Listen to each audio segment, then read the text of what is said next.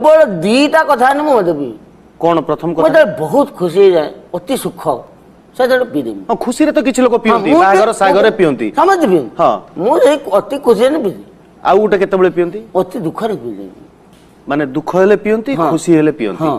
ताले आपण बेले बेले पियंती ना सुख दुख नगा जीवन सब बेले पिया